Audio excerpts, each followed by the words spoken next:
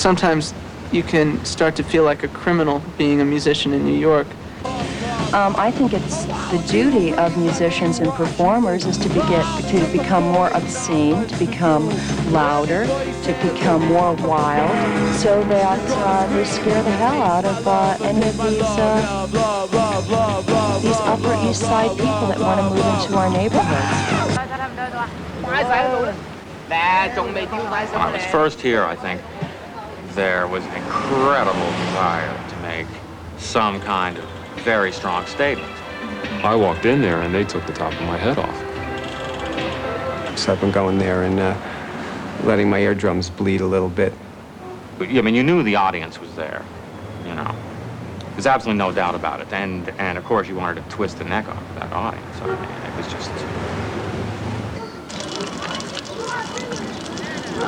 It's really a New York thing. People are really working out their own sound, striving to be original, and constantly creating new stuff. It's almost like you go into rehearsal and jam, and you just want to get out there and play that jam, you know, the next time you play.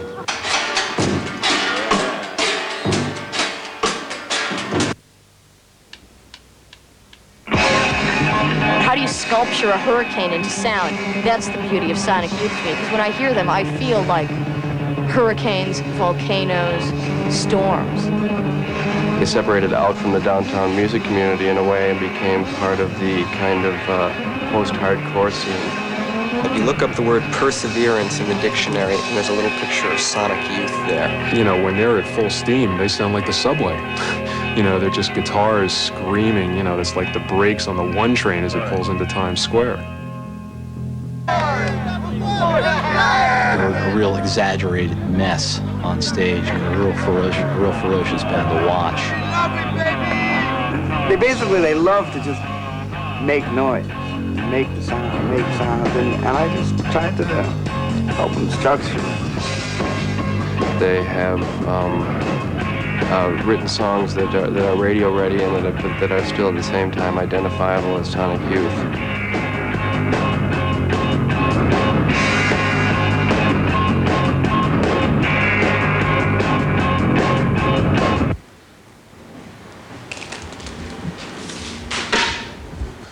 But if you want, bring the camera right in there.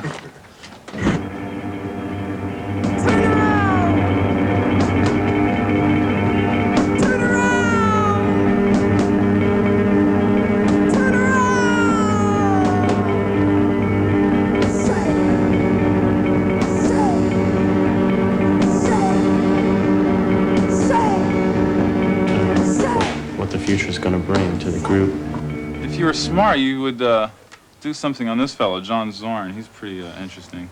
In fact, I was thinking of trading this. In fact, I will. I'll put this up my trade pile. Because, you know, times change. I just found out about this record a few months ago from Epic Soundtracks, another drummer who plays in this band, These Immortal Souls.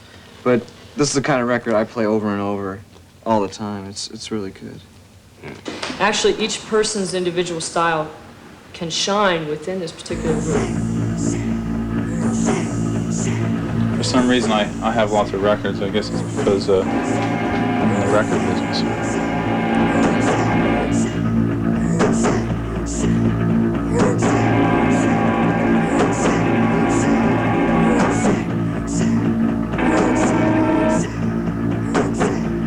What type of music is it? Style, you know, is it like heavy metal? Is it rock and roll? It's rock. Chaos? What? Being a New York independent band. Gee. Early We'd on. like to be an LA metal glam band, but it just didn't work out that way. I don't think our music could have started anywhere the same way as in New York, just because of the background of the new wave and no wave and art rock and all that crap. Right. But we don't reflect on like a New York sound anymore, or it's the four people playing. The group has just finished a long project that in some ways is the beginning of a new path, you might say. You know, maybe I should call Lee while I'm here because I should discuss some sonic business with him. I don't know. I don't have a speakerphone, you know, that's always handy. You're kind of a professional musician. Lee? Yes? What's going on? Oh, not much. So, have we made any money lately that to speak of? What's going on? Nothing. I just started hanging out. I just sort of wanted to talk sonic business with you for a while. Bullshit. But I just sort of wanted to tell you guys that I'll probably I'm gonna shave my head into a skinhead with a little thin mohawk on top for the next tour. And are you gonna dye green? I think their influence is more to the extent that now ground has been broken. You don't have to sound like you know, a strictly R&B derived rock and roll band to be successful in the independent scene in America. Yeah. Yeah. Financially, there's depletion, okay? But don't worry about it too much because you have a very nice money card coming in later on, okay? They don't sell that many records for a really great band, but they're really making the good records, though. Yeah, their time will come. Our sound sort of developed around the idea. When we first got together, it was just pretty much Kim, me, and Lee. And we didn't really own any equipment. We borrowed a couple of guitars from a friend of ours. And they were really, really, really, really, really, really, really crummy guitars. And the only way they sounded good is if we sort of like jammed screwdrivers under the neck and detuned them a certain way and blah, blah, blah, and sort of rewired them and gutted them out, such as this guitar here. And so we started writing songs like that. And we didn't have a drummer. And I think we borrowed a snare drum from somebody and started banging on it. I mean, actually did a couple of gigs that way. And that was one of the reasons why we evolved into having so many guitars, because some guitars that we had early on were only useful for one kind of a thing. You'd string it up a certain way and you'd get like one good thing to come out of it. And so we'd write a song around that guitar, and then for the next song we'd pick up a different guitar and like sort of figure out what it was good for and make a song out of it. At this point it's kind of evolved into different, really different tunings, like for each pair of guitars or whatever. It was kind of weird because we didn't want to be looked at as like a novelty act, like here's the band with the weird tunings and such. And that we never considered it that. Yeah, we never really looked at it that way. To us, we were, you know, a four-piece band that just sort of wanted to kick out the jams and write sort of songs that were kind of, you know, really exciting to us and hopefully to other people.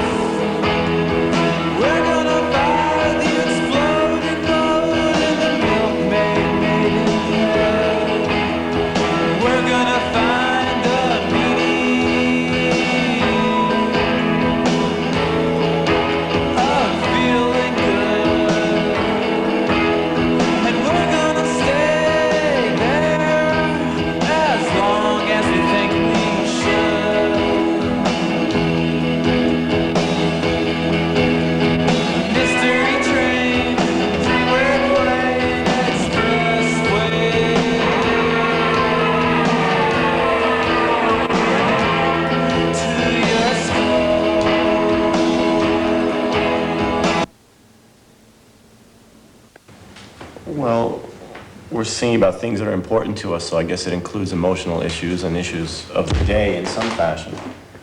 Playing bass, you don't really have the lightning swiftness that, you know, guitars have that make you feel like you can just, you know, explode in a ball of electricity or something. So I have a smaller bass now, so I feel more like a rocker than I used to. A lot of the songs are written on this guitar, and we basically just get like beats out of it. Hear that? You got that? Yeah, because it's called the Drifter, and for reasons that are a bit religious. And that's my favorite guitar. And over here we have a wah-wah pedal. I think the success of the band Very rare. has a lot more to do Very with highly their collectible. personalities Once as it's at for an people antique that, fair. you know, folks like to identify with in one way or another. Whoa! I like drummers who, oh God, I just went blank. Have you done a video? We've done a few. Okay. Videos are really hard to do because you're working with such an expensoid budget. So when it came time to do the video, I decided to go to Macy's. And it was only $18. And I think we found the future of rock video. Might as well face it, you're addicted to love. Might as well face it, you're addicted to love. Might as well face it, you're addicted to love. I mean, in a strange way, and they would probably disagree with this, is much closer to a kind of conceptual art than it has anything to do with music. The hybrid position between hardcore and What sounds like between humor and being serious. And that's what's great about it. That's what's interesting. Just like bits and pieces slammed up against each other. Go, man, go! Go!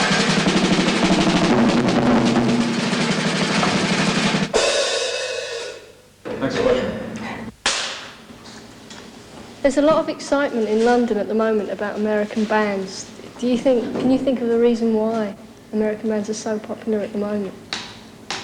I don't know, maybe it's because their live shows seem to be more, they're more oriented towards playing live, maybe. It's the work ethic. I think it's because we single-handedly blew Steve-O's concept of the non-guitar future of rock and roll out the window. Rest in peace. There's still a lot of people in England who are not kind of into guitar stuff. No. New Wave. Yeah, we were just thinking about New Wave. Yeah. Thurston's getting into the post-New Wave drone rock right now. It's a perfect example of what was going on in New York circa 1979, 1980, after the New Wave of like Talking Heads and the Ramones and the Voidoids. We went through the No Wave where everything was kind of dissonant. You had Teenage Jesus and the Jerks and DNA and the Contortions. And then we got into this kind of new wave drone rock that also influenced us. We had Rhys Chatham and we had Glenn Branca, and we must have had some others, but I'm not really sure who they were right now. But everyone, it seemed like everyone below 14th Street had a guitar, one note, and a heavy pick, and was really just digging in and going at it, just kind of like he's doing right now. And it inspired us to be where we are today. 78, 79, 80 was the no wave, which was the specific route for the current scene, I think. So it was a kind of taking theories from art and applying it to music. The sound of the no wave was very specifically anti-music. Well, they started out in the aftermath of No Wave and Glenn Branca. A lot of Sonic Youth sort of comes out of that sensibility, which is multiple guitars, strummed ferociously, and we took that style and applied it to pop song forms as opposed to Branca. Branca was using rock sounds, rock rhythms to create an orchestral music. Sonic Youth sort of refined it even further. Well, Lee worked with my group for a long time, and I loved Lee, and I still do. And he's probably the best musician that's ever played with my group. I mean, he was fantastic, and he's one of the only people who played with my group who really took it unto himself to actually push the music somewhere that I wasn't even. And he was fantastic to play with. And he played with me for a long time, and I think he did pick up some things. There's no doubt about that. And but I think those things are a very small part of what Sonic Youth does. And, I mean, Thurston played with me for a while once. 100 people have played with me. Very potent slice of history. Yeah, I mean, I don't know if you want to get as theoretical as saying the first piece of rock and roll was the Rite of Spring, you know, that section in Rite of Spring, which is just pure rhythm. We wouldn't. Yeah, they probably wouldn't. Yeah, I mean, I guess the Beach Boys sort of. Yeah, that's probably the West Coast and East Coast thing, is that you really being in tune and very nice and relaxed is really not is fine for the West Coast, but in New York the whole thing is that there's no relaxation and intonation is not important, and There's a lot of street noise stimulation going on. street noise stimulation. That's a very it's a very good way of putting it. What do you think of all the attention and the importance that the Velvet Underground have for so many people? Or, I mean,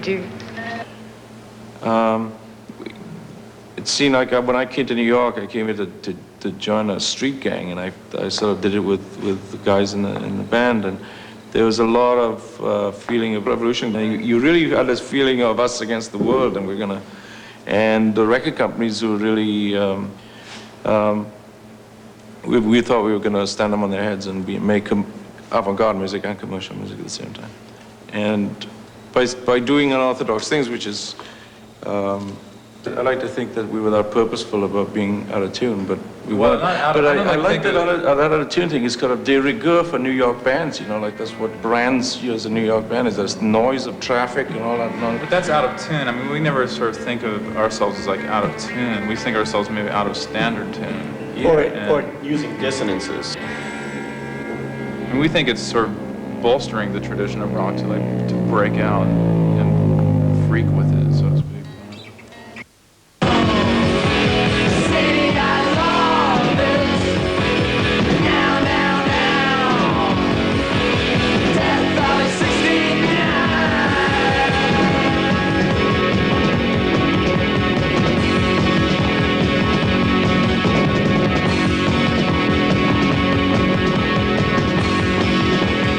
There is simply no such thing as an establishment for experimental rock in this country. It does not exist.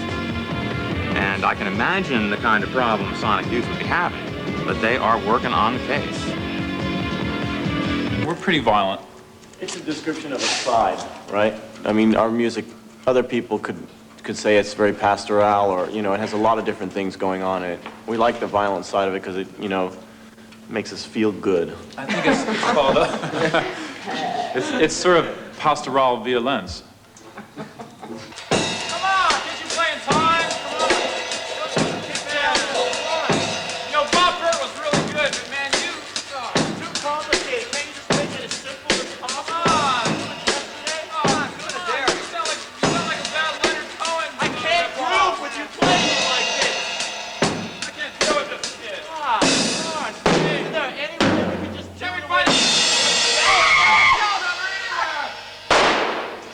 Oh my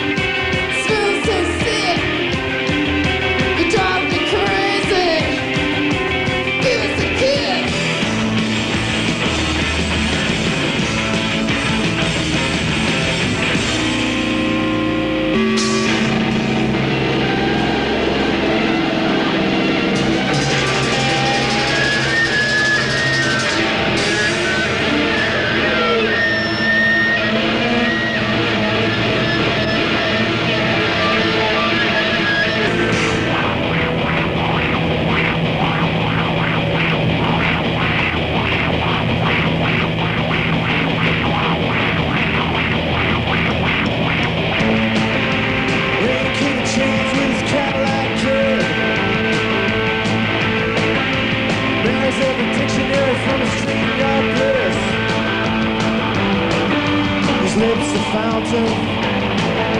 It's daylight spoils. It's a shotgun schoolyard, streetwise, white-hot kid. And there's every dictionary from a street-yard bliss. It's Miami fountain. It's daylight spoils.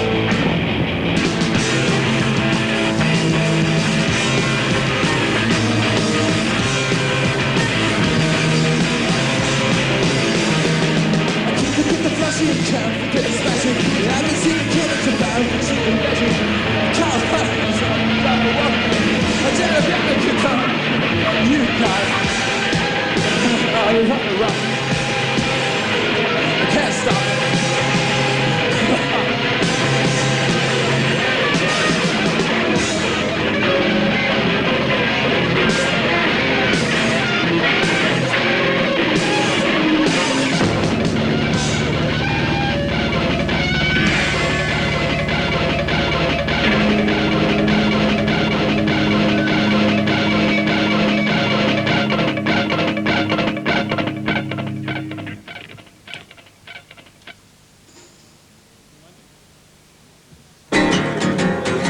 I'm cruising!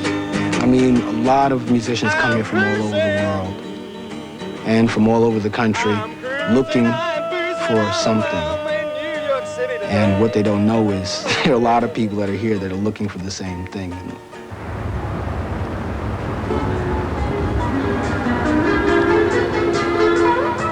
And for me, that's what New York's always been about. Hanging out, 3 o'clock in the morning. Some band that I never heard of comes on stage and does something I never seen before. And that's the kind of excitement I don't think I could find anywhere else, which is why I live here and why I hang out here.